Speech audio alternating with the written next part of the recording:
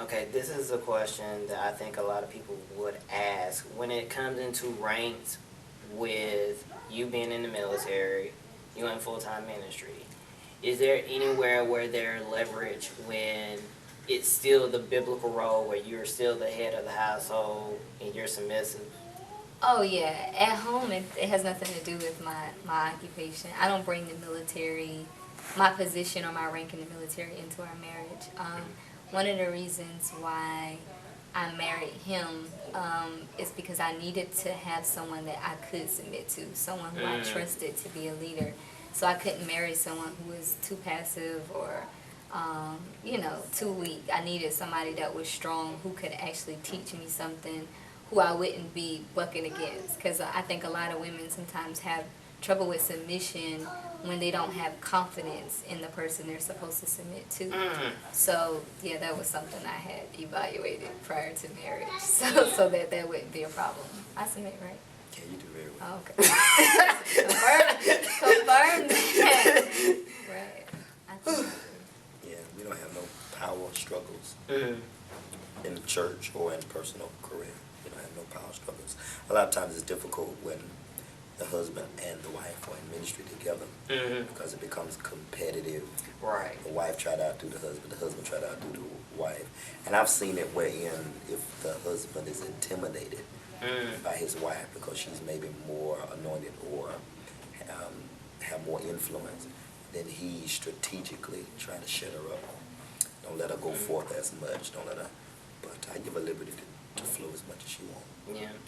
And I do see the unity, and I just love looking on your pages and seeing the love that the two of you actually express to each other, and you can actually see the communication there that you two have, and I just love it. I'm like, oh, like, some stuff I can't like, because, yeah, anyway.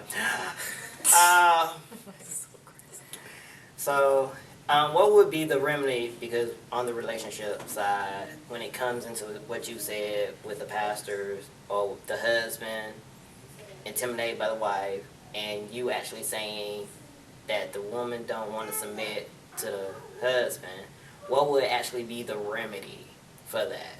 For them to know who they are and operate in that? I would say just knowing why you all are together. You're together to do ministry together. And if I'm intimidated by you, you're intimidated by me, it's a sign that I'm not confident in who I am. I even tell people in our church, know your role and be satisfied in your role. If someone else can sing and you can't, let them sing. If someone else can preach, let them preach. My mother is the preacher in our house. My dad is not. He is totally fine with it. He's not intimidated. He knows her role. He knows his role. And they've been married 33 years. He's never hindered my mom. He's never tried to stop her. She's never made herself look like she's in control. And there's a unity there. So my wife is gifted in certain areas I'm not. She's naturally smarter than me. I take that credit. I let her know straight up. I let anybody know. My wife is way more smarter than me. I'm not intimidated by that. You know what I'm saying? To the point where I want to shut her up. I use her strength to my advantage. It makes me better. So be smart. Yes. Do you have any closing words of encouragement to anybody, to the audience? My wife does. I would just say that make sure that you're content with who God called you to be.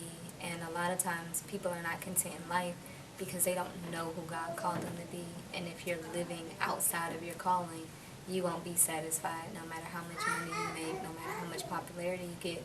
So be at peace with God, and He'll make you at peace with me. Yes. All right. I do thank you, too, for coming. Thank you so much for having us. Yes.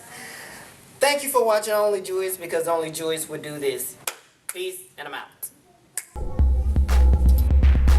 Only Julious. Yeah, that's my boy. Only Julious. Yeah, that's him.